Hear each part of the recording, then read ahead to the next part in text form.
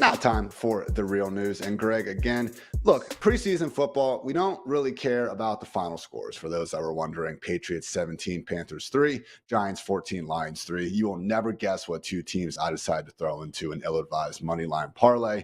We will watch the film and get better on that one. But we did get some good first team depth chart takeaways, starting off with a Patriots wide receiver room that, if you've been paying attention to just practice reports out of New England, really did seem like it was led by Jalen Polk. That said, didn't come in until the second drive, and fellow upstart rookie Javon Baker actually was not in until the fourth drive of the second quarter when all the veterans were already done. So, Greg, it's not exactly a new phenomenon to see rookies not exactly, get full first team reps out of the starting gate, but guys like Juju Smith-Schuster, KJ Osborne, Tyquan Thornton were getting the starting run.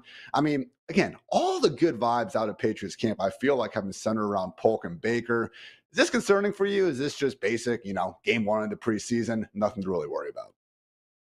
I mean, it's a little bit concerning, especially with Mayo recently talking about Javon Baker, and Mhm. in practice he makes some mistakes. He made a big catch, spiked the ball without getting touched.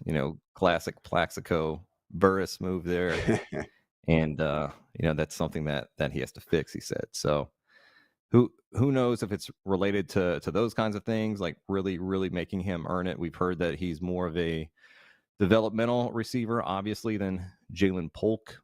I have quite a few Javon Baker bags in best ball. He's someone that I'm hoping will hit down the stretch. I don't know if he'll be a starter immediately.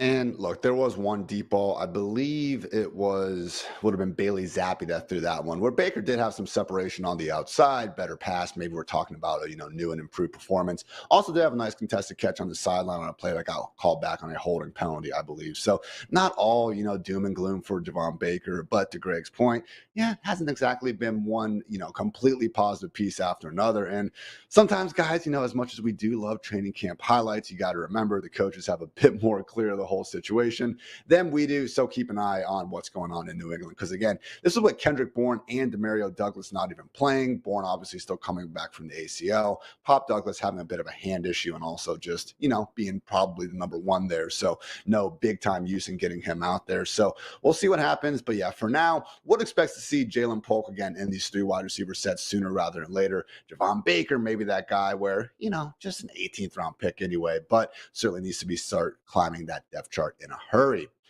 Elsewhere, we had the Giants. Really, guys, probably the biggest fantasy takeaway from yesterday was the fact that Giants rookie running back Tyrone Tracy does seem cemented as the RB2. Now, I get it. The highlights go to Eric Gray. And hey, he had a great day out there. 4 carries, 52 yards, 2 touchdowns, had another 4 receptions for 46 yards. But Greg, in terms of looking at the first team offense, which was led by Drew Lock, Daniel Jones, obviously the starter, but getting some rest. But Tyrone Tracy, man, 11 of 13 snaps with the starters. And to be fair, he didn't look like, this wide converted running back from wide receiver out there. Managed to force 4 missed tackles on his 5 carries per PFF and look good. So, Greg, I mean, again, it's been hard trying to figure out some of these depth charts, but I know in recent days we've seen some Giants beat reporters talk about both Tyron Tracy and Theo Johnson getting some legit, not starter reps, but kind of carving. Theo Johnson was getting starter reps. Tracy really carving out that RB2 role behind Devin Singletary.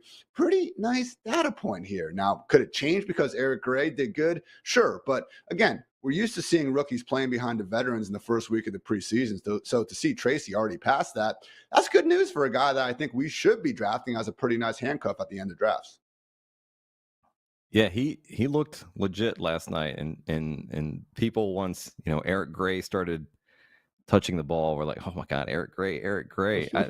I I still think it's Tyrone Tracy in the post game press conference. Dable was asked about Eric Gray. He was like, yeah, he's gotten stronger throughout camp. He made a couple nice plays tonight, like really kind of almost downplaying that performance from him. But the concern that people had about Tyrone Tracy was, oh yeah, he's only played running back 1 year. How's he going to look at the NFL level at running back? And the answer was like, okay, he looks pretty decent.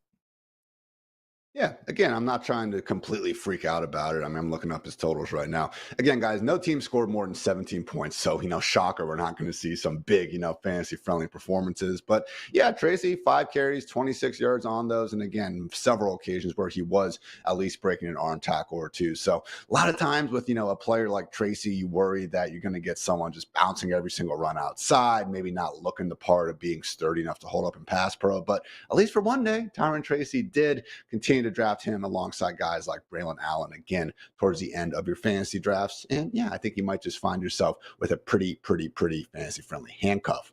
Giants wide receivers, again, didn't have much production to go around, but we did have Malik Neighbors obviously starting and getting his NFL debut.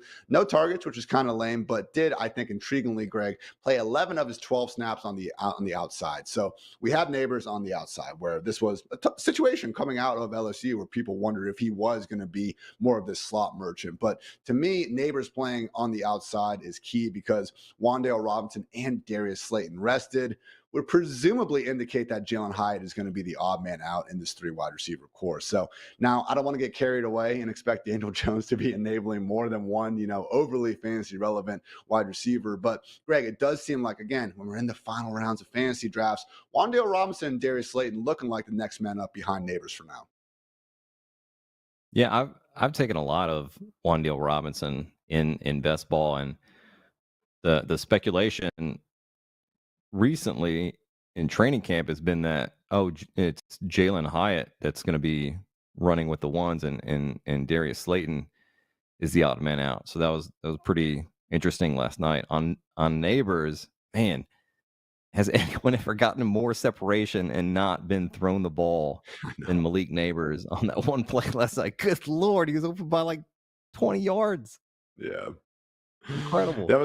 That was the interception, right? I mean, look, I've been a Drew Lock stan for a long time, but when I saw him, just try to force that ball over the middle, I literally groaned, and the producers were like, "What's wrong, Ian?" Wow. So, not the best performance for my guy Drew Lock, and then he also got a hip injury, but hurt, not injured, allegedly could have returned to the game. So, very much still in on Malik Neighbors. I know our own Peter Overset also listed Neighbors as one of his guys for this year. I love him. Dwayne McFarland loves him. What could go wrong when every single fantasy guy seems to agree on one player? But again, guys, Wan'Dale Robinson really is standing out as one of those fellow, late round wide receivers to maybe throw a dart at. So